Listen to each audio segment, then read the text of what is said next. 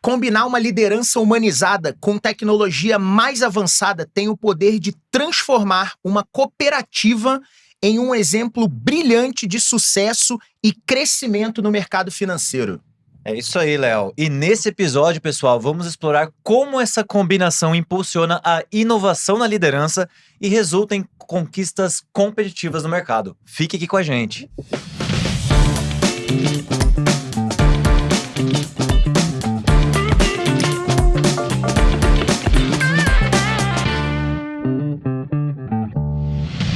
Fala, galera, sejam bem-vindos a PQP, Performa que Pode. Eu sou o Léo Tristão e eu tô junto com meu sócio e grande amigo Samir Caran. Fala, galera. Recebendo um CEO. Quem que é, Samir? Não é um CEO, é o CEO. É o Nivaldo Camilo, né? O CEO da Sicoob Cocre. Muito bom, conselheiro de administração com mais de 40 anos de experiência aqui no mercado financeiro e autor do livro O Mundo Trata Melhor os Campeões, né? Tô super curioso, já me pegou esse título aqui, Nivaldo, mas primeiramente agradecer sua presença aqui no PQP. Muito obrigado por topar bater esse papo aqui com a gente e seja muito bem-vindo. Eu que agradeço, Léo, Samir, uma alegria estar aqui no PQP e uma oportunidade da gente trocar uma ideia aqui e contribuir, né? Eu acho que o grande desafio é você nunca ficou tão feliz de ir a PQP, né, cara? Então, mas você sabe que eu já imaginei o quanto vai ser bom eu ter ido para PQP hoje, né? Tomara que no final você esteja com a mesma Nivaldo, muito bacana a gente poder bater esse papo contigo, né? A gente falou um pouquinho fora do ar, eu adoro histórias como a sua, me identifico pra caramba com isso, né? E eu queria começar perguntando pra você de onde saiu esse título de livro, porque eu achei ele genial e é uma crença minha. Eu concordo, nunca tinha pensado nessa frase, mas quando eu li, concordo 100% com você. O mundo trata melhor os campeões. Qual foi tua inspiração nisso aí? Léo, demorou um pouquinho, mas na carreira que eu construí no mercado financeiro, eu tive uma oportunidade de ganhar 15 títulos internacionais de campanhas de seguro, campanhas de algum produto da instituição que eu trabalhava. E nessas viagens eu comecei a ver o quanto o mundo trata melhor os campeões. Então imagina que você vai num estádio de futebol e o ônibus entra dentro do estádio para te deixar numa área VIP. Imagina que alguém te coloca num resort 5 estrelas porque você foi um campeão. Então eu comecei a perceber ao longo dessa linha do tempo que quando você se torna um campeão, o mundo te trata melhor. Isso realmente... Não, e é a mais pura expressão da verdade. Eu tava falando, né? Talvez essa seja a contribuição, uma das principais contribuições dos americanos para o mundo, né? Aquela frase deles, os vencedores tudo, né? Mas eu fiquei em segundo lugar. Tudo bem, treina mais para da próxima vez você ser o primeiro. Né? Então, e isso traz esse senso de competitividade. Eu particularmente gosto muito disso.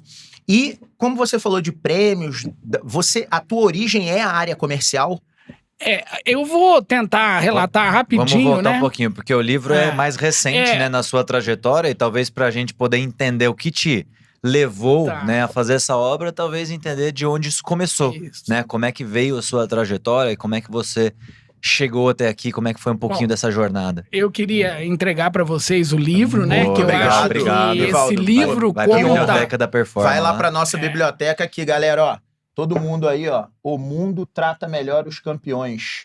Nivaldo Camilo. Boa. Muito legal, Nivaldo. Nas melhores livrarias perto de você. É isso aí. Na Amazon você acha. Amazon. Então, é a melhor livraria. A melhor livraria. Tá perto de todo mundo. Campeã. E então no livro tá aí relatado a história de um menino que sonhava muito, nasceu na cidade de Jardinópolis. São Paulo?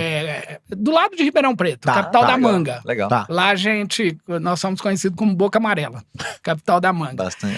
E eu tive uma infância aí, meus pais trabalhavam na roça, minha mãe era telefonista, e eu já imaginava, eu não sei se porque no quarteirão que eu morava tinha as duas famílias mais ricas daquela cidade, e eu ficava olhando aquilo ali e falei, eu preciso fazer alguma coisa. E aí foi crescendo, eu comecei aí a minha história vendendo jornal na rua, depois eu fui trabalhar num escritório de contabilidade, esse escritório de contabilidade, o meu primeiro emprego, praticamente eu fui demitido, a partir dali também foi uma história legal de o que eu vou contar em casa, o quanto isso serviu para o Nivaldo de hoje. né? Porque não estava na programação eu ser demitido daquele escritório, e aí aconteceu, e isso serviu como um suporte para que eu começasse a enxergar coisas que talvez eu não tinha essa atenção. Mas aí, em 1982, num concurso interno, lá na minha cidade, eu me tornei o contínuo do antigo Banespa. Banco do Estado de São Paulo, que era o banco, né? Diz que as mães, naquela época, queriam que os filhos namorassem ou do Banco do Brasil ou do Banespa. e eu tive essa oportunidade. Muito bom. Bom, você já era, então, desejado pelas mães. Porque eu acho que eu já não tava... Não sei se pelas filhas, né? Não, pelas filhas aí o negócio é a mãe, cara. Conquista a sogra. E naquela época, nós fomos em 4 da cidade para São Paulo fazer esse concurso interno, e eu tive a oportunidade de começar como contínuo em 1982, continuou.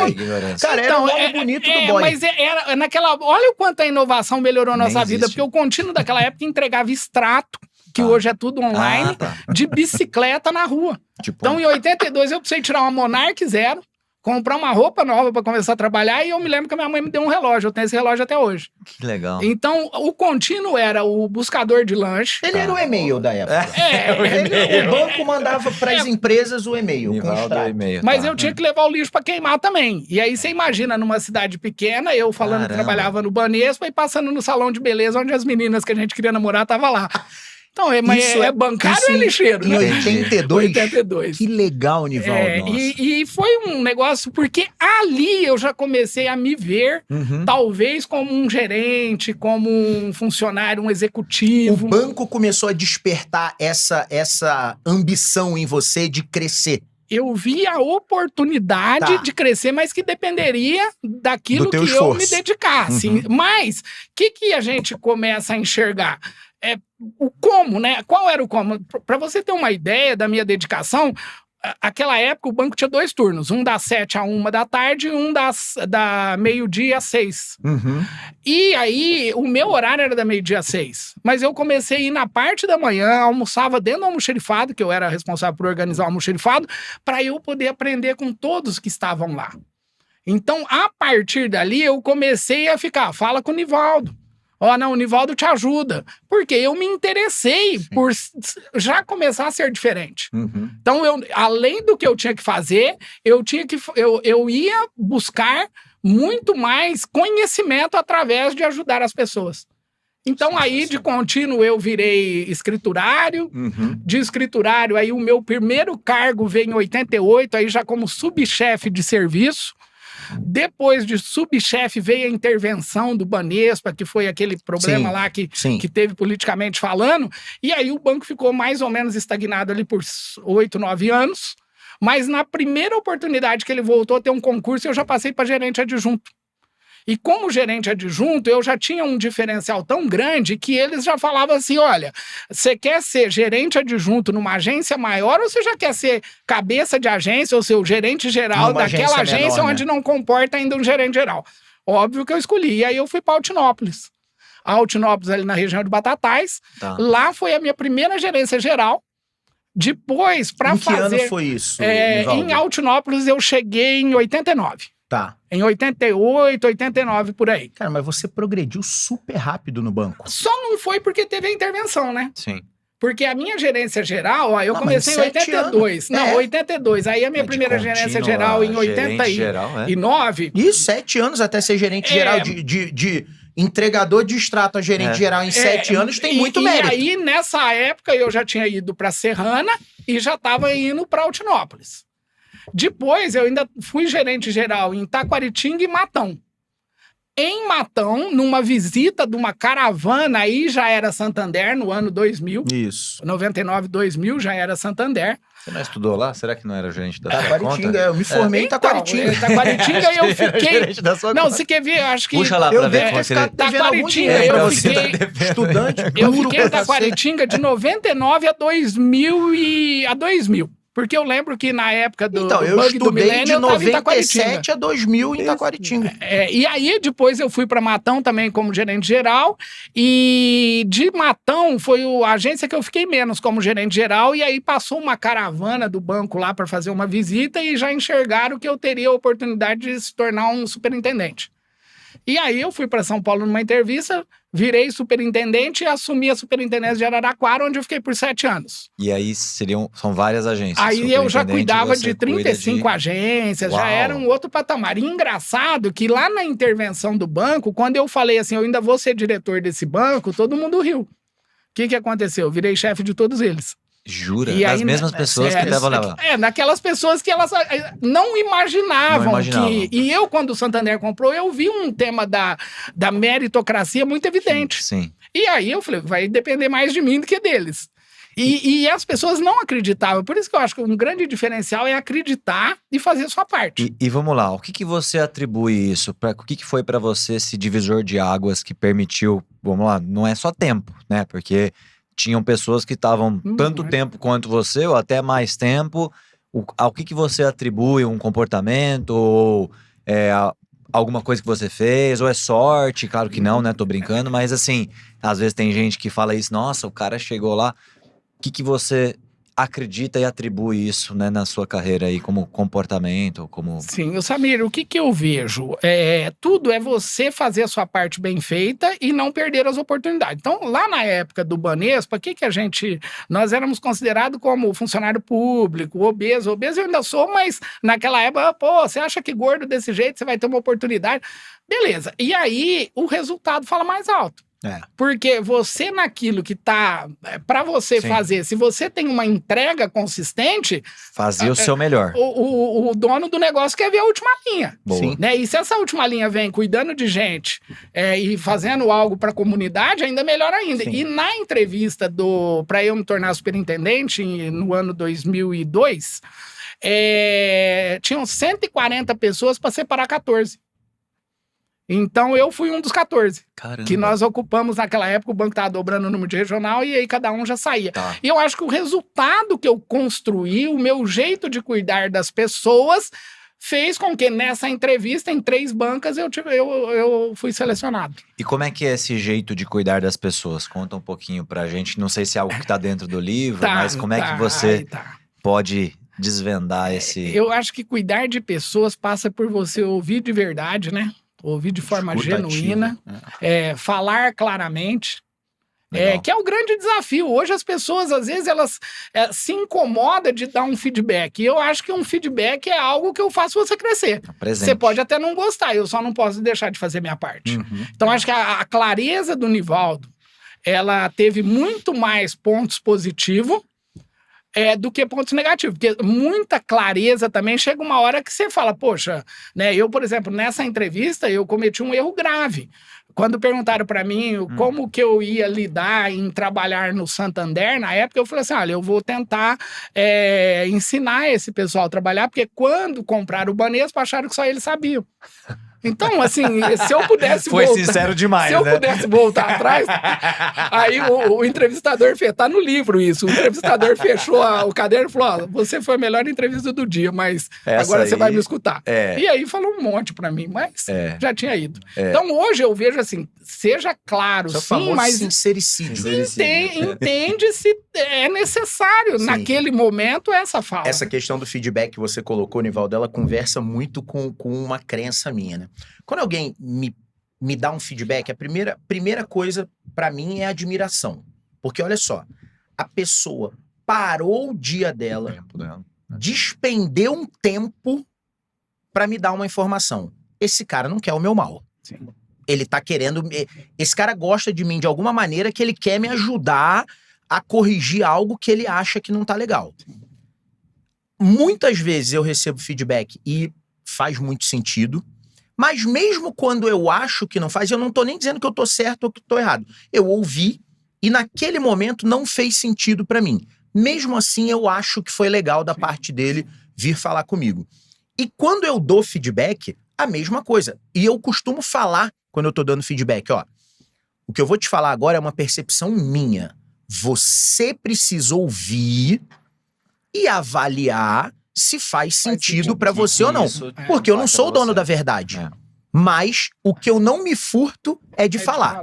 Porque aí é covardia. E se você não fala, se você fala, significa muito o que você falou. Você não tá querendo desligar a pessoa. Isso. Porque senão é mais fácil você pedir pro RH fazer a saída. E aí, se você também não acredita mais na pessoa, aí não tem nem não feedback. Vai, você pode até falar, pô, melhora nisso, naquilo, mas não é sincero. Não vai ser sincero. E aí, e outra coisa, do tipo assim, já aconteceu, bom, temos carreiras corporativas, todos nós aqui, né?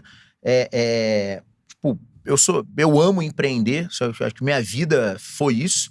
Eu vejo numa trajetória dessa, né, de quem, falo isso várias vezes, né? Entrei no banco, talvez na primeira posição, né? E fui até superintendente. Isso pra mim é empreender. Né? Não é porque você tá dentro de uma empresa que você não empreende, né? Já falamos isso aqui em outros episódios, recentemente conversando com o presidente da Hoje, também lá de Piracicaba, né? Ele também tem uma história muito parecida com essa. Ele entrou como legal, office boy. Muito legal. Ele entrou como office boy e hoje é o CEO da Hoje. Né? Então, isso pra mim é uma carreira empreendedora. E é um mito que eu tento desmistificar. Eu recebo muitas perguntas, né? Ontem a gente estava num evento, não sei quando vai ser exibido o episódio, então é melhor eu falar a data. Ontem foi dia 1 de setembro, né? No dia 1 de setembro a gente estava num evento na Cogna Educação, né? Um Startup Weekend sobre educação, focado em educação. E o Samir foi mentor do evento, eu participei como jurado. Quando terminou o evento, um monte de gente, né? Todo mundo, normalmente são pessoas mais novas que estão lá, apesar que a faixa etária ontem estava bem... Tinha tudo, tava tinha bem, 50 a mais. Tinha 50 a mais, tinha 20 menos, tava bem eclético, né? Mas normalmente foram jovens, né? Vieram perguntar pra mim assim, Léo, beleza, do tipo assim, ó, onde você tá hoje? Ok, você é o CEO da empresa, fundadora, performance... Mas como é que começou? Né? Do tipo assim, o que eu posso fazer de diferente? Cara, e o meu conselho é sempre o mesmo. Cara, se esforça. Faz um pouquinho a mais. Do tipo assim, ó, se tá todo mundo fazendo 3, faz 4. Porque isso naturalmente vai te diferenciar. E esse volume pequeno, o que você faz... Ó, olha como conversa sem querer com o que você falou. Meu turno era de 12:00 às 6. Eu ia de manhã, porque aí eu tinha... Da hora que eu chegasse até 12:00 para ir conhecendo as outras áreas do banco. Isso mais, né? É ser empreendedor. Do tipo assim, eu não vou me contentar com o pouco. Sim. E aí, essa questão de empreender dentro do banco, eu queria se você consegue perceber isso. Se teve um estalo, teve algum momento, teve algo que você pensou, caraca, Nivaldo, você tá no caminho certo. Isso aqui tá... Teve algum momento, assim, mesmo você ainda estando no início da carreira, que você falou, cara, tô fazendo algo diferente? Isso vinha... Conforme ia apresentando os resultados, você vinha através de feedback da equipe. Por quê? Você imagina que eu fui o meu primeiro ano de regional foi 2004. Naquela época, tinha uma divisão dentro de uma agência, área operacional e área comercial. Eles não se davam. Quando eu assumi a Regional Araraquara, eu chamei o menino da área operacional, que eu era o superintendente, ele era o gerente regional de atendimento, e convidei ele para a gente fazer juntos, de mão dada, com um único objetivo, levar esse time para o sucesso. E esse primeiro ano resultou simplesmente no melhor regional do Brasil e fui reconhecido na Espanha. Então, a partir do momento que você toma essa decisão... Tomando uma bronca aqui que eu tô de costas pra câmera. É que o papo tá muito bom. A partir do momento que você toma essa decisão de fazer o algo mais, e a mensagem que eu disparei hoje de manhã, como no primeiro dia útil pra minha equipe, é assim, o que você vai fazer de diferente, melhor e mais a partir de agora, setembro. Porque percebe que o que você já fez talvez não vai te levar melhoria para o contínua, resultado. né? Melhoria contínua. Não dá para ficar na zona de conforto. Eu falo que o grande diferencial é o que eu vou fazer de diferente, quem são as pessoas que podem me ajudar e qual é a minha parte. Legal. Né? Porque não adianta eu falar que eu quero emagrecer e eu continuar comendo torresmo e não ir na academia. Boa. Então, acho que você precisa fazer a sua parte. Né? A sua parte, ela tem que existir. Muitas vezes as pessoas estão esperando do líder uma promoção que não vai chegar nunca, porque não tem resultado e não tá fazendo nada diferente. Por isso que o feedback é importante. Olha, se você quer, e aí eu sempre falo, se eu quero ver você bem, eu vou te falar, talvez, aquilo que eu acho que você precisa fazer.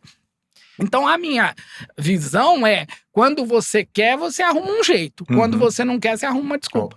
O Nivaldo, avançando, pô, gostei dessa, hein? Essa aí é pro corte, hein? Puta, essa aí ficou boa pra caramba, hein? Mas é uma realidade. Não, mas dá pra fazer um corte. Eu quero emagrecer, mas eu levanto 10 horas da manhã no sábado, no domingo e meio-dia eu tô tomando cerveja. Você não vai emagrecer. Boa. Você me conhece. Então, mas que eu ia falar, ele tá falando Não, mas eu também faço. Só que eu vou na academia antes pra resolver. compensar.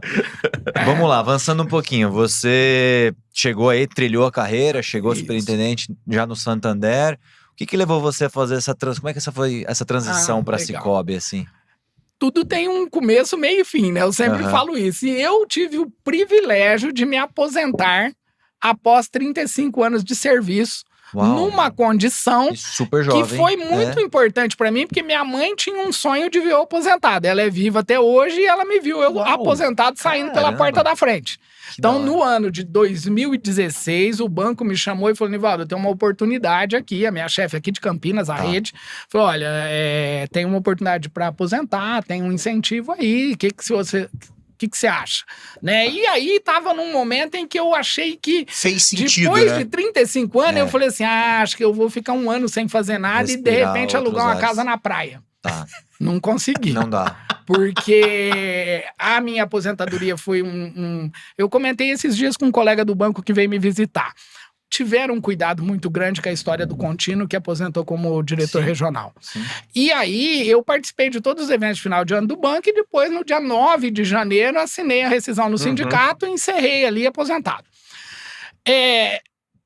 Essa mesma pessoa, que era a minha chefe na época, ela me indicou eu para uma terceirizada do Santander, que ia montar uma operação de crédito consignado no Paraná e Santa Catarina.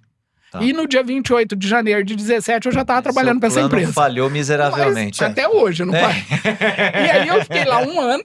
Beleza, Nivaldo, eu ia te perguntar qual foi a falha da sua vida, foi o seu plano de aposentadoria. Eu não consegui cumprir. Foi absurdo, né? Não consegui até hoje. E de vez em quando eu ainda falo, mas falei pro Vieira hoje, falei, será que já não tá na hora de eu finalizar? Mas aí eu fui pro Paraná. Entendi. Fiquei morando em Curitiba um ano, eu e minha mulher. Tá.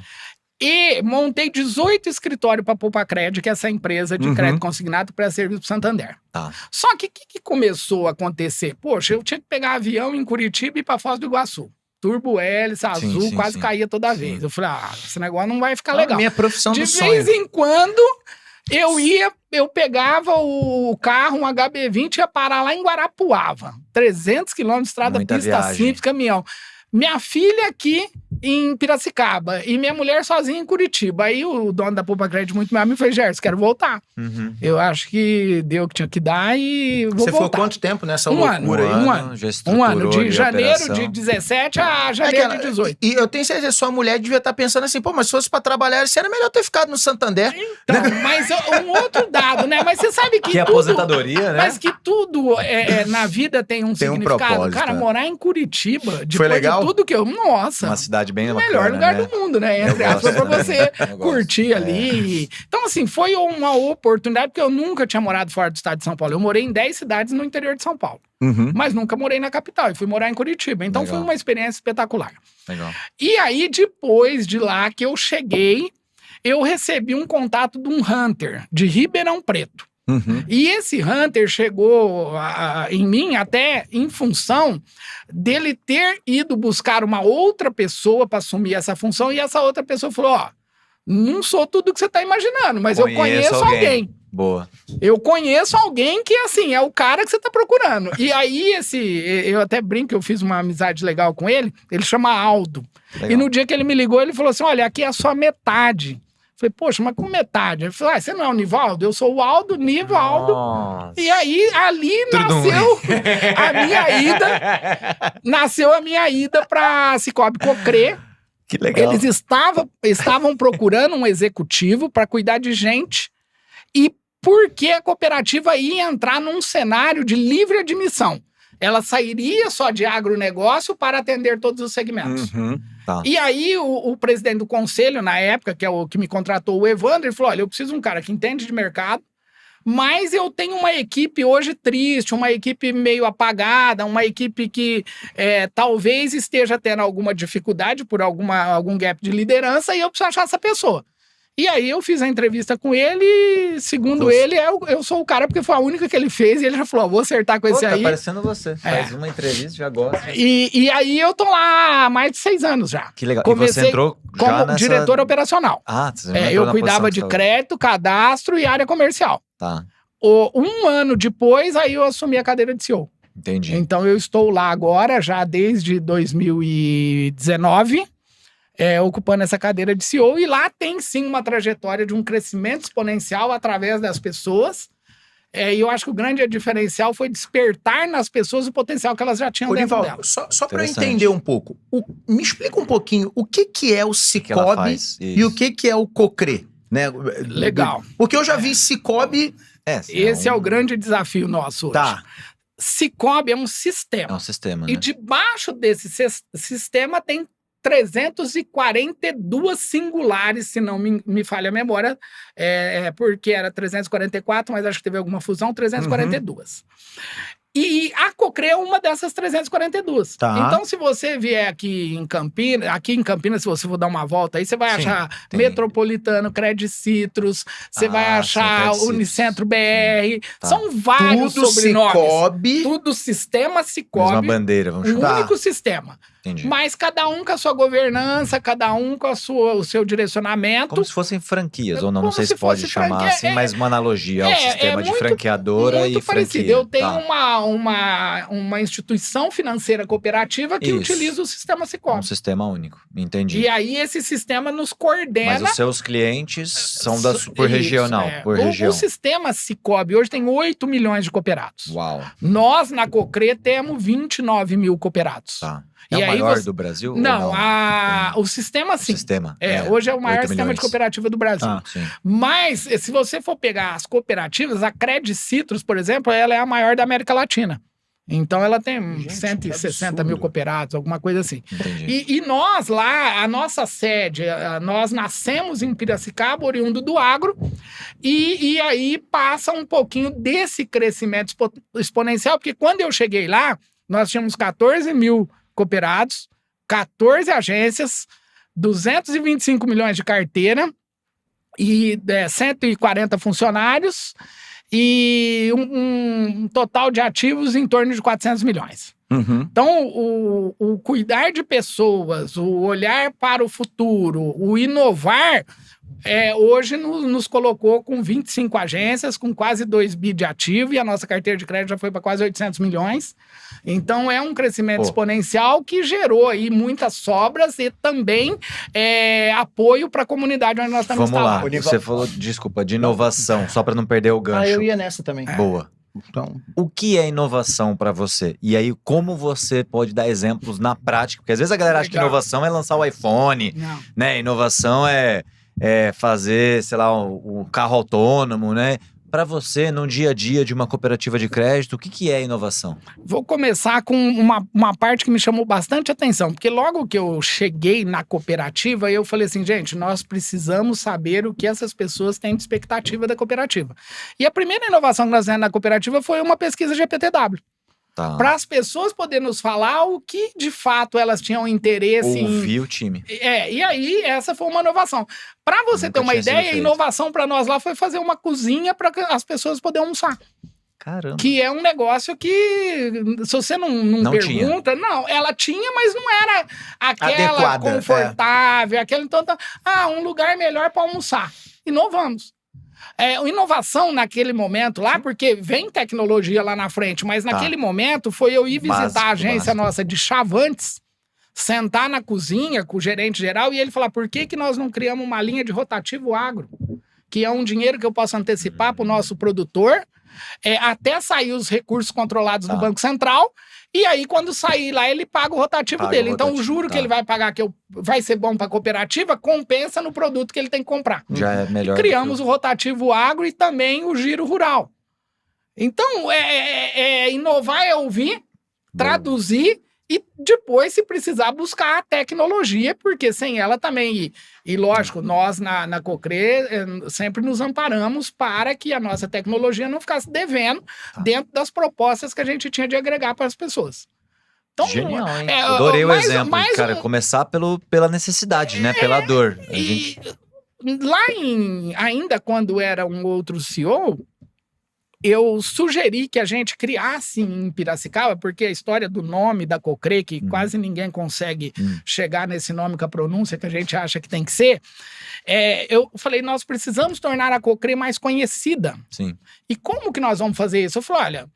nós ainda não temos uma sede, nós estamos fazendo a nossa sede nova agora. Tá. Mas naquela época eu pensei em criar um espaço de negócio. Nossa, era algo Legal. tão... Super inovador, ninguém nem conseguia Mas inclusive na época quase falaram, manda o cara embora porque o cara tá ficando louco. maluco. Isso aí vai quebrar a cooperativa, onde já se viu. Vai quebrar, gente. Falar de espaço de negócio para atender diferente. E eu só queria juntar num lugar os nossos cooperados com faturamento com mais de 3 milhões para poder dar mais atenção e gerar mais negócio. Todo sentido. Porque até então estavam sendo atendidos tudo no mesmo segmento. Entendi. Criamos o espaço de negócio, além de fazer com que a Cocre ficasse muito conhecida, porque nós fomos para Carlos Botelho, esse negócio também era à disposição do cooperado para ele usar lá uma sala nossa ou auditório nosso lá para o negócio dele. Então ele entra no nosso site, naquela época, já se cadastrava, reservava a sala e poderia ir lá fazer uma reunião. Assim como vocês, fica convidado para o dia que tiver em Piracicaba usar o nosso espaço de negócio. Bora, Léo mora lá. E o que eu falo? Isso daí é inovação, porque naquela época nós já colocamos carregador de carro elétrico, nós já fizemos ele sustentável.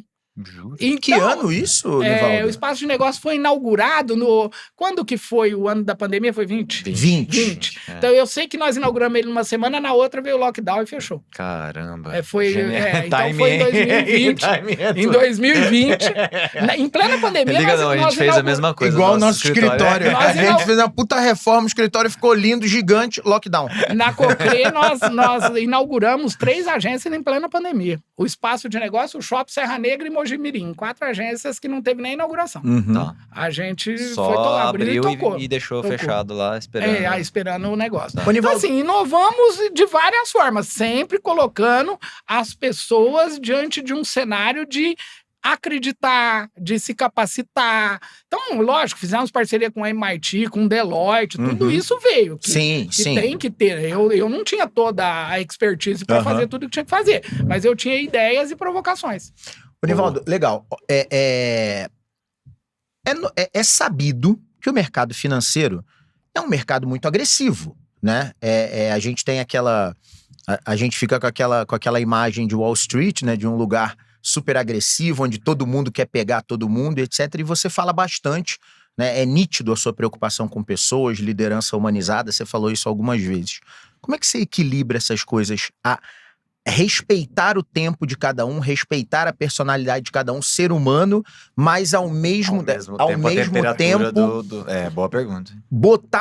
Incutir no time a temperatura do mercado financeiro. Meta, lucratividade, bônus, competição. Como é que faz para equilibrar isso? Esse negócio, ele pode ser muito leve. O que vai falar mais alto aí é sempre uma liderança. É a liderança que está recebendo uma informação do que precisa acontecer e como ela está passando. E quando ela já viveu vários cenários, fica mais fácil ela direcionar. Então, eu fico imaginando que hoje, o que as pessoas estão buscando? Estar mais próximo dos clientes, ou no nosso caso, é dos cooperados, para entender o negócio dele e antecipar, porque várias instituições já estão só lá no 0800. Nós, enquanto cooperativa, ainda estamos querendo te atender em nossas agências, com toda a tecnologia que precisa ter. Mas eu ainda tenho uma quantidade de cooperados que não quer ser só digital. Então, esse lado a gente está cuidando, porque eu preciso ter gente para atender essa pessoa, e eu não posso esquecer de sofisticar todo o meu parque tecnológico para que o filho dessas pessoas esteja utilizando o nosso digital. Então, você busca um equilíbrio aí. E você prepara as pessoas, os nossos funcionários, primeiro, entendendo qual é, de fato, a ambição que elas têm, né? Até onde elas querem chegar. Então, essa conversa de você liderar pelo exemplo, ela te ajuda muito. Porque eu, quando sento para conversar com um dos líderes nossos lá, eu começo a entender se de fato ele quer, talvez, chegar onde eu cheguei. Uhum. Porque ele pode virar para mim e falar, não, é só até aqui, só até gerente, eu vou respeitar. Sim. E o que você vê hoje é muita gente achando que todo mundo quer estar no meu lugar, ou que tá no teu lugar, ou que tá no teu lugar, nem sempre. E aí tem E aquela... a gente vai forçando. Aquela que a gente vai promovendo as pessoas, né? Que a gente tava falando sobre Que isso são recentemente. vários erros, Né? E aí todo mundo é promovido até o limite da sua incompetência. Porque chega uma... Se o cara não quer subir e você, por uma progressão de carreira, progride ele, provavelmente você tirou um cara excelente, transformou um cara excelente em alguém horrível que vai ter que ir embora. É uma teoria de mercado. Cometemos muito esse erro na transição Santander-Banespa. Porque lá na época do Santander, nós começamos a falar que todos os nossos caixas serviriam para virar gerentes.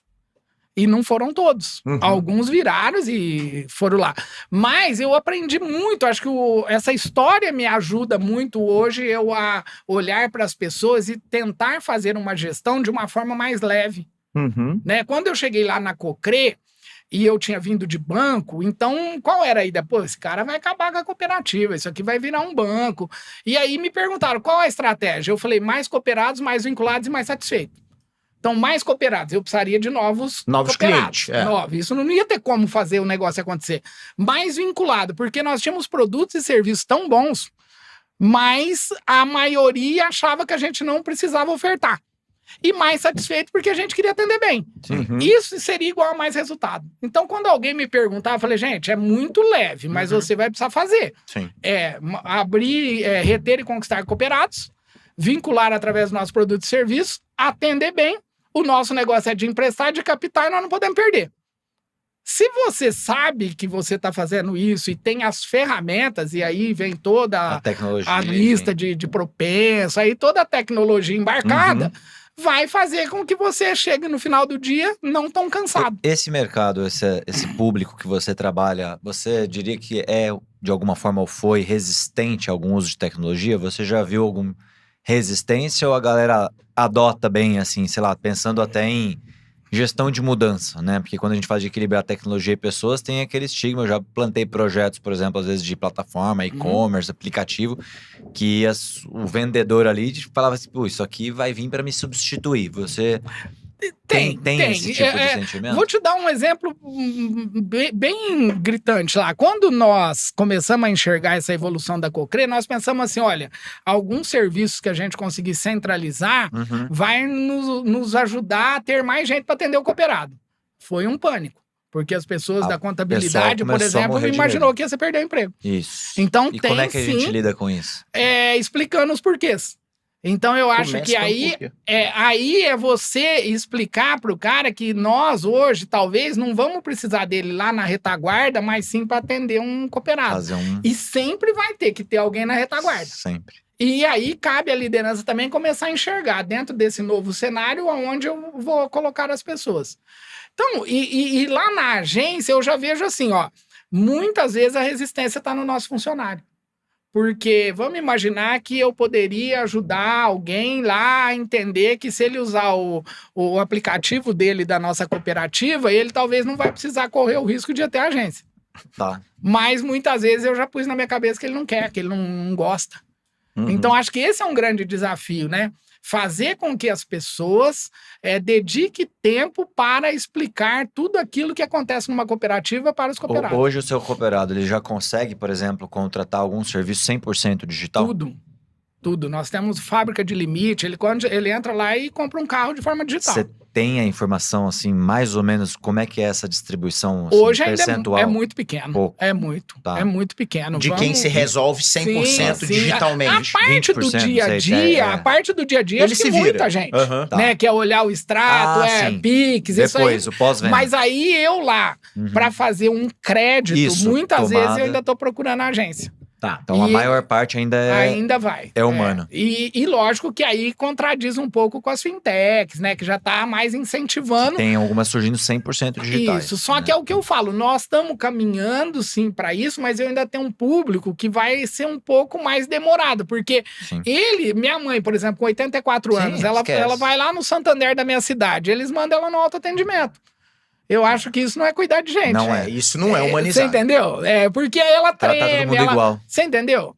Então, eu acho que eu vou ter que ter um atendente lá, de preferência um atendente que quando tiver em contato com você vai poder te falar, você não quer usar o aplicativo? É mais rápido. Ensinar a usar. É mais fácil. Nivaldo, na Cocre, os cooperados podem ser tanto pessoa física quanto jurídica ou só jurídica? Sim, quando veio a livre admissão, e até em função disso que eu vim, é para todos os segmentos, físico e jurídico.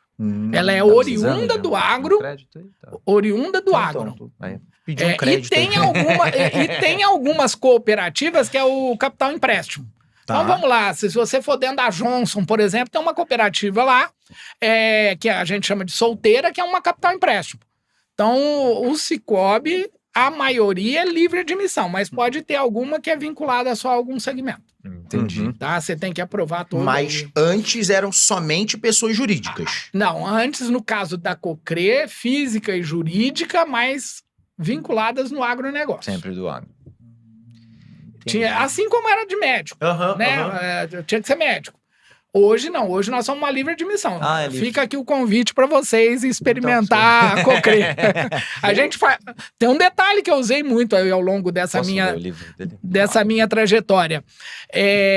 A gente faz tudo que um banco faz de uma forma diferente, te atendendo com mais proximidade.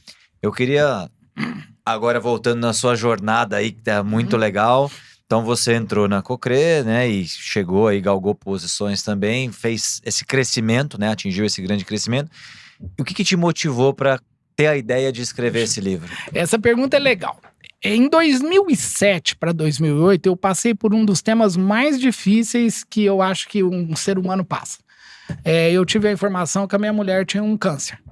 Tá bom. E eu precisei, naquela época, minha filha estava fazendo 15 anos, eu tinha uma viagem marcada para o exterior e eu tive que tomar uma decisão. E como eu não pude contar isso para ninguém, que eu viajei com ela já, eu sabendo que ela estava doente, eu falei, depois de 5 anos que não tiver mais risco da doença, eu vou contar isso num livro. Caramba. Então, de 2007, era para eu ter ter feito esse livro em 2013. Mas passou. E vida que segue, ela hoje tá super bem e beleza. E ela foi saber da notícia pelo livro. E aí, um dia, fazendo um podcast com a Cris da Trinova, que editou o livro. Tá. Lá, a Cris Teixeira? Não. Da Trinova. Uma pessoa 100%. Lá de Piracicaba? Uma pessoa muito gente boa. Vamos trazer ela aqui. E aí, eu fazendo um podcast com ela, quando eu terminei de contar tudo, ela falou assim, tem que escrever um livro. Tem muita gente que tá precisando escutar tudo isso que você fez. E eu, né, naquele momento, falei assim, mas eu não sei nem por onde começar. Ela falou, eu cuido de tudo.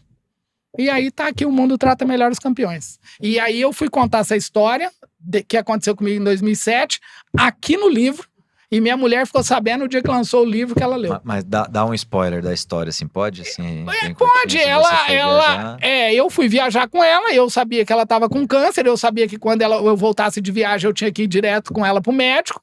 Eu ia ter que contar pra minha filha? Não. Aí que vem eu achei que vocês dois soubessem. Não, só eu. Sua filha não. Só eu. É isso que eu não tava só entendendo. Eu, quando eu tomei conhecimento, o médico me chamou. Ele te contou primeiro. Ele me chamou lá e falou, olha, o negócio é sério. E eu perguntei, doutor, eu tenho uma viagem. Ele falou, se a vida dela for mais importante ou menos do que a viagem, você vê o que você quer fazer. E eu já tinha tudo certo. Eu não podia... Eu acho que se eu não fosse, o estrago seria maior. E eu consegui ir, fiz a viagem. Mas assim, só eu sabia o que tava rolando. Gente, que coragem. E voltei, um extremo ar de coragem. E voltei na segunda-feira, eu levei ela no médico, tipo 5 horas da tarde, lá em Araraquara, eu tava morando. E o médico deu a notícia pra ela. A partir dali, eu já tinha organizado tudo. O banco me ajudou muito na época. Entendi. Eu já tinha agendado consulta com a doutora Angelita Gama em São Paulo. Então, ela recebeu a notícia na segunda. Na quarta eu tava dentro de São Paulo com ela na Angelita Gama, que era a mais top. Foi o tempo de organizar tudo também. De lá, aí tipo 10 dias ela já tava em tratamento. Aproveitar, entendi. Mas só que eu não podia contar. Vai que acontece alguma coisa nesse meio de caminho, olha o tamanho do problema que eu ia ter. Sim.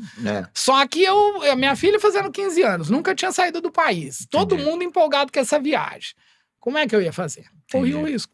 Coincidência. Então, na vida, muitas vezes... Passei por um problema semelhante. Você tem que correr o risco em algum momento da vida. Com a minha ex-esposa. E foi um período também bem complicado do ponto de vista pessoal. Muito.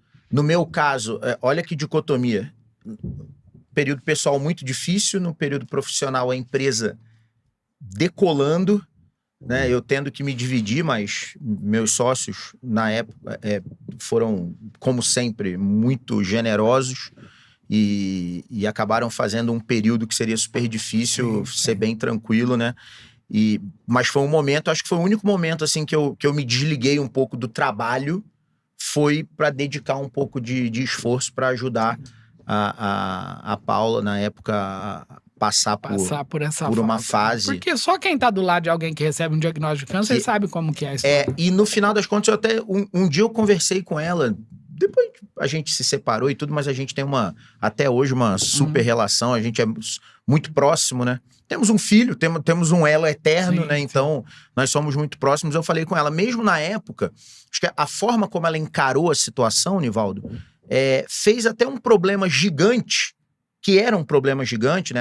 Ela teve um tumor muito agressivo, parecer menor do que realmente foi, sabe? A postura dela para encarar a situação também suavizou tudo, né? Então, é importante você ter uma rede de apoio nesses momentos, né? Porque eu contei muito com meus amigos, contei muito com a família dela, com a minha. Minha família foi praticamente minha irmã, que é médica, que organizou todo o tratamento. Ela também, numa característica. Então foi assim, um período que acabou ficando fácil, mas quem passou por isso dói, né? É um período difícil. Eu sou muito grato aos meus superiores na época do banco, que me ajudaram demais. Falaram assim, Nivaldo, você já fez tanto pelo banco, agora você vai cuidar da tua mulher. Legal. E você não estava ainda na... Não, eu estava lá no Santander. Entendi. E aí, o que eu vi? Eu vi muito na época. Eu acho que a cura da minha mulher teve uma boa participação da minha dosagem de alto astral. Porque eu não deixava ela se abater, e até a gente brinca lá que quando ela começava a ficar mais caidinha, tudo, eu falava, mexe o doce, eu tenho uma menina de 15 anos, como é que eu vou criar ela sozinha? E aí, de vez em quando lá, minha mulher fala assim, quando eu tava sofrendo, você mandava eu mexer o doce. Botar mas era pra um jeito cima, que eu achei E o meu chefe, na época, o João Forte, ele falava assim, o único jeito que eu tenho de te deixar pra cima também é exigir no máximo que você tem. Então ele me exigia de um lado, eu tinha que cuidar dela do outro. Mas eu confesso pra você que acho que a única ausência que eu tive foram os primeiros 14 dias que eu fiquei com ela no hospital. Porque ela fez a radioquímio e depois aí foi pra cirurgia. E aí eu acho que a única ausência que eu tive, os outros dias eu ia puxar justamente uma analogia, né? É super situação complexa, né? São decisões aí que você passou e imagino que não é nada fácil. Qual foi a mensagem que você passa no livro, para os leitores, vamos dizer assim, né, que estão querendo aqui entender o que você gostaria de passar do ponto de vista de mensagem? Assim, a gente consegue fazer alguma analogia para o mundo corporativo, por exemplo, desse tipo de situação? Sim, eu acho que tem uma mensagem forte que eu vivi ela em algum momento, a importância de você não desistir de nada nunca. Tá. Eu me lembro que em algum dos dias, para entrar na Regional Araraquara, onde eu ficava, eu tinha que passar por dentro do autoatendimento da agência. E naquela época, eu encontrei um funcionário lá que tinha afastado do banco e já não tinha entregado. E aí eu fui perguntar lá, fulano, como você tá? O que aconteceu? Ele falou, sabe o que é? Minha mulher tá com câncer, aí eu já desisti, já não sei o que. Eu falei, dá licença que a minha também tá, mas eu não posso desistir. Então eu acho que a mensagem é assim, você vai desistir do primeiro obstáculo? Por mais difícil que pareça, não se deixar abalar. No livro tem, se você estiver diante de um obstáculo, sobe nele e enxerga mais longe. Sobe nele. Porque tudo na vida tem um significado. Você vai ganhar alguns presentes. Alguns você vai gostar, outros não. Então eu ganhei, por exemplo, esse presente meu que eu não gostei de jeito nenhum, mas eu tive que saber lidar com ele. Foi uma oportunidade de crescimento pessoal. E as pessoas desistem. É isso. Porque aí, por exemplo, eu podia, agora eu vou cuidar da minha mulher. Não, eu não desisti. Eu tinha que atravessar esse momento. E tem gente que usa isso para desistir ou para não continuar. Você é um otimista por natureza, então. Outro dia eu até li que esse negócio de otimista é um mal informado, né? Mas eu brinco, o Evandro, o meu presidente lá, ele é super gente boa. Aí eu li isso acho que esses dias. Aí eu falei, puxa, o Evandro acho que deve achar que eu sou mal informado, porque eu tô sempre achando que vai ser possível. Que vai dar certo. A gente tô ouvindo você falar, a gente tem muita coisa em comum, né? Do tipo, principalmente a questão do otimismo, né? Eu acho que ela é muito latente no dia a dia. Então, para mim, tudo vai dar certo, né? Mas eu gosto muito dessas conversas, né, Nivaldo? Mas não é aquele otimismo utópico de, tudo nada disso. Eu costumo falar para todo mundo, sabe quando eu me tornei... O meu ponto, eu acho até um pouco diferente. Eu me tornei mais otimista quando eu aprendi a gerenciar risco. Boa. Tudo tem risco. Sim. Não, olha o risco que ele tomou. Tudo tem risco. Quando você aprende a gerenciar o risco, aprender a eliminar risco. Esquece, ninguém elimina risco. Tudo tem risco, né? Eu costumo... Um exemplo horrível, mas no dia 11 de setembro tinha um monte de gente trabalhando no World Trade Center e entrou um avião pela janela. Então, risco... Entrou um avião pela janela, literalmente. Não tinha como... Né, risco, tava na programação. Né? Risco, todo mundo é a coisa mais exposto. previsível que existe. Mas quando a gente... Exato, o imprevisto é muito previsível, né? Mas quando a gente ouve as histórias de vida de todo mundo que é bem-sucedido, tem momentos extremamente difíceis. O que isso quer dizer? Que todo mundo, independente de ter se dado bem ou não na vida, vai passar por momentos... Passou e ainda vai passar por momentos difíceis. Para mim, o que manda nisso tudo é a forma como você toma para si esses momentos difíceis, né? E o que você devolve. O mundo é injusto, o mundo é isso, o mundo é aquilo. Quando você começa a terceirizar muita culpa, Nivaldo, não é legal. Não é legal. Cara, aconteceu, beleza, vamos ver como é que a gente pode lidar com isso aqui da melhor maneira possível, né? E outra coisa que eu gosto muito dessa trajetória, dessa história sua... Léo, mas... Você nasceu em berço de ouro, aí é fácil ser... Agora é mole ser empresário. Cara, calma. Hoje eu sou empresário. Hoje. Você olha pra trás, cara, eu vim de baixo também. Sim. Né? E do tipo assim, eu gostaria de ter sido rico? Muito. Eu gostaria muito. Mas é verdade. Mas não deu, né? Eu gostaria de ter tido a vida que meu filho... Eu dou pra minha filha até hoje. Óbvio que eu gostaria. Eu não sou aquele cara o utópico, sabe? De falar assim, não, foi bom porque ajudou a formar minha personalidade. De fato, ajudou a forjar minha personalidade. Mas eu teria adorado, né? Ter uma condição melhor. Não tive? Ótimo. Arregaça a manga e vão pra cima. Mas é o que eu falo. Ninguém... Talvez, sem morar em 10 cidades, teria conseguido fazer a carreira que eu fiz. Então, minha mãe, lá quando eu tinha virado regional, ela ia na agência lá que eu trabalhei. Cadê o Nivaldo? O Nivaldo agora tá morando lá em Mogi Guaçu. Mas eu não quis fazer carreira, eu quis ficar aqui como caixa. Problema seu, eu quis fazer. Escolhas, aí, as conversas com a minha filha eram assim, não sofre não com essa ausência minha em algum momento, porque é pra te dar um conforto melhor. Eu só tenho uma filha, tô com a mesma mulher há 44 anos, a Isabela vai fazer 32 anos agora, é uma nutricionista de sucesso. A sua filha? Minha filha. Que legal. E é uma menina que eu criei ela pro mundo. Né? 32 anos, ela é menina. Pai é pai, né, cara? Casada, tá super pai bem. Pai. Já se destaca aí na internet com a nutrição dela. Um show, a menina, de formação. Sim. Ela tá lá em Pira também? Ela mora em Pira. Legal. Ela casou com um personal trainer de lá. E ela tem toda uma vocação aí pro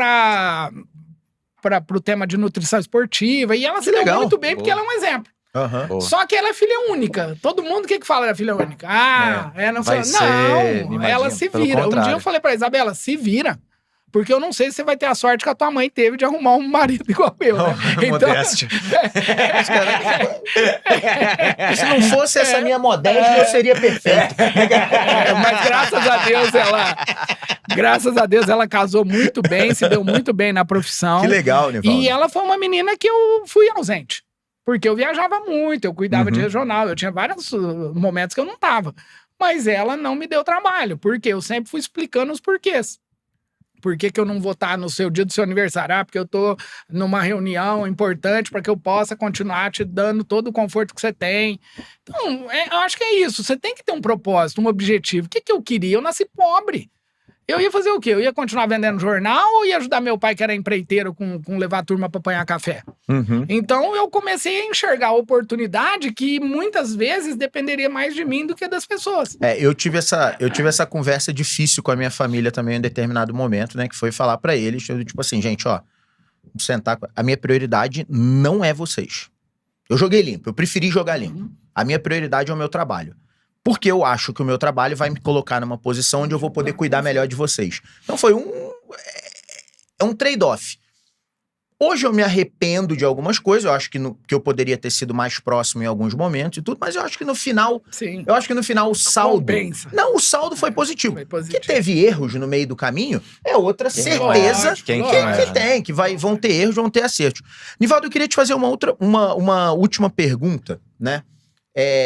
Voltando também um pouco para falar de trabalho, que é o seguinte: primeiro eu falei de liderança humanizada e a pressão do mercado financeiro. Agora eu vou falar de outro tema que é mais comum para mim. Tá. Também é sabido que o mercado financeiro é um ávido consumidor de tecnologia. Sem dúvida. Né? O mercado financeiro, inclusive, dita muitas inovações tecnológicas. No Brasil, né? Super avançado, né? O Brasil é referência, inclusive. Como que é a tua relação com tecnologia? Você gosta? É um entusiasta? Como que isso te ajudou na tua profissão, na evolução da tua carreira? Como que é a tua relação com tecnologia? Eu sou muito curioso e quando eu vi que esse tema tem que estar na pauta do CEO, eu me matriculei no MIT e fui fazer liderança inovadora. Legal. E lá fala-se muito de tecnologia. Sim. Né? E também procuro estar cercado de pessoas que me apoiam. Por exemplo, o pessoal da Deloitte me apoia, da Senior me apoia. Então, Agora da Performance já pode te apoiar também. Então, podemos. Por isso que eu te falo, essa parceria é através dela que nós vamos construindo aquilo. Porque o que você entende, talvez eu ainda não entendo, mas se você me explicar, pode ser uma solução para nós. Então, hoje, o que eu imaginei lá? Eu cuidei na Cocre muito dos 4 Ps. Pessoas, 97 no Great Place to Work, primeiro lugar do Brasil em cooperativas para se trabalhar. Caramba. 4ª melhor do estado de São Paulo, em todos os segmentos, e a 8ª melhor do Brasil, e nós já sabemos que a nota de 2024 foi 97. Então, 97% do nosso time está feliz. Caramba. Estamos muito na expectativa de repetir o primeiro lugar. Oitava melhor do país. 8ª melhor em todos os segmentos. Pela GPTW, nós somos considerados. Não é só cooperativa. Não, aí só a cooperativa nós somos a número 1. Isso, não. Cara, a 4ª do estado. Que isso? A gente entra nesse último ranking do Brasil, 250. Caramba. No ranking Brasil, você não se inscreve, você é convidado a estar lá. Tá. E nos outros 2 a gente se inscreve, como cooperativa e como Estado de São Paulo. Estado de São Paulo. E esse ano nós fomos convidados, em 2023, para fazer parte desse ranking e ficamos em 8º lugar. Então, assim, nós estamos com a expectativa agora de 2024, manter ou melhorar. Legal. E isso é um negócio que a gente vai proporcionando para o nosso time. Então, pessoas, ok. Propósito, ok. Planejamento estratégico, estamos tentando melhorar. E tem o tema do processo. E no processo passa a tecnologia. Quando eu vi que esse negócio precisa vir de uma forma mais rápida, mais intensa, nós montamos um escritório de processo, colocamos um head para cuidar de como inovar a nossa esteira de crédito, como inovar a nossa abertura de conta, como fazer a fábrica de limites funcionar mais. E também hoje nós temos um escritório da Cocre no InovaCip, Legal. Que abriram um hub de inovação lá, e também estamos com uma sala dentro do PSEG.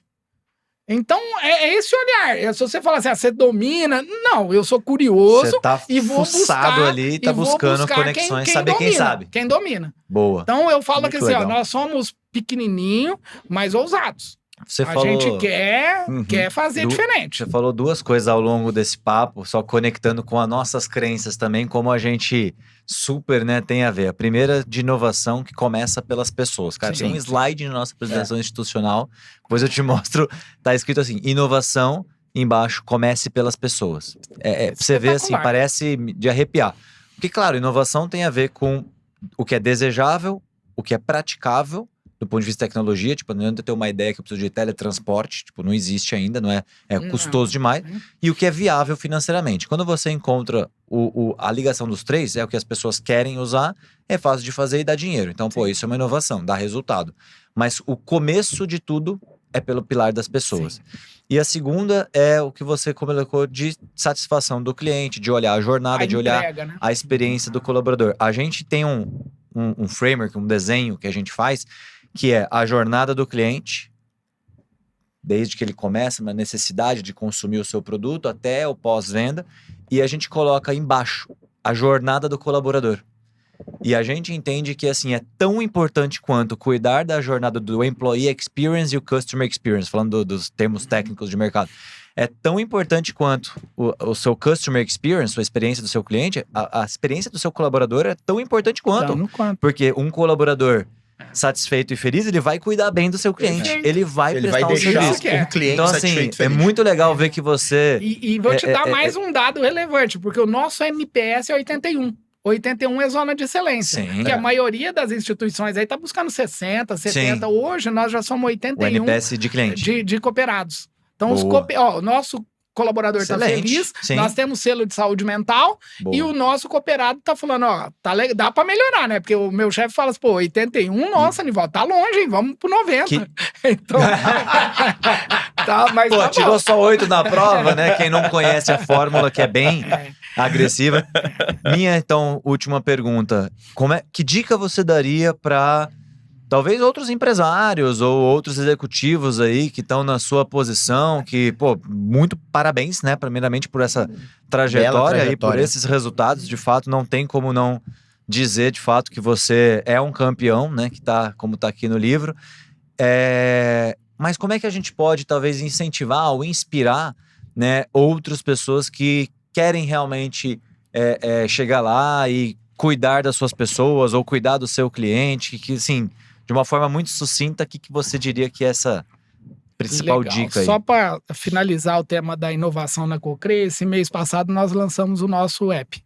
Legal. Agora nós temos um app lá que a gente do cliente. Não, o nosso. O interno. Porque o aplicativo nosso já é inovador. Sim. Porque quando eu cheguei lá, eu não sabia. Lá tem saque digital, eu não tinha no Santander. Entendi. Então, assim, isso já tinha. E agora, eu acho que assim, hoje, o que atrapalha muito o CEO, atrapalha o presidente, não sei o que, é o ego. As pessoas precisam acreditar, ouvir, e sem essa necessidade do ego, do mérito, da autoria. Porque a partir do momento que eu ganhei 15 campanhas, não ganhei sozinho, minha equipe me pôs lá. Então, se o time vence, você sobe no palco também. E a maioria das pessoas tem uma necessidade de subir no palco e esquece que quem tá fazendo tá lá. Então hoje, por exemplo, eu sento lá na minha sala, de porta aberta, e quem quiser entrar, eu converso, eu atendo, se eu estiver passando pelo corredor, eu pergunto. Às vezes a Cleo, que é a nossa madrinha do bem-estar, né? Legal. Que ela tá olhando lá, eu pergunto, Cleo, e aí, onde eu tô errando? Boa. Você entendeu? Porque eu acho que é isso que vai fazer a gente consertar. Do bem-estar. A Cleo é a nossa copeira lá, então ela... Eu adorei o termo, madrinha do bem-estar. Então ela, às vezes, me fala alguma coisa que faz eu perceber que tipo dá pra melhorar. Então, eu deixo isso. Cuidado. Cuidado, porque às vezes você achar que sabe tudo... Né, o teu ego dificulta a inovação, dificulta o resultado. Eu acho que é por aí. Então a simplicidade é o último grau da sofisticação. A gente tava brincando com a Dalva, a gente tem 15 anos de empresa, né? A Dalva é a nossa segunda funcionária mais antiga. É isso. Com a gente há quase 15 anos. Ela tá com a gente há quase 15 anos. E hoje as pessoas chegam e já querem ir embora, né? Porque não foi promovido. E aí o pessoal sabe o que o pessoal brinca? Que na verdade ela é a dona da empresa e eu e o Samir, a gente é laranja dela. Mas e eu falo, essas pessoas me ajudaram muito. Sem dúvida. Né? Sem dúvida. O vigilante de uma agência consegue me dar sinais de algo que precisa ser melhorado. É só eu chegar lá e aí, como é que tá a fila? Ah, não, tá demorando, porque o caixa, o fulano de tal. Então, eu estou sempre atento ao som da floresta. Sabe que então, eu tô aqui percebendo onde eu vou ter uma oportunidade, quem pode me ajudar. E eu acho que se você tem um ego muito elevado, você acha que você sabe tudo e que tá tudo certo. A gente chama isso, tem um desenho, né? Não é um framework, mas é uma representação, né, na internet, que é a pirâmide da ignorância. Então, uma pirâmide corporativa, né? Como se fossem os níveis, assim, numa empresa mais hierarquizada.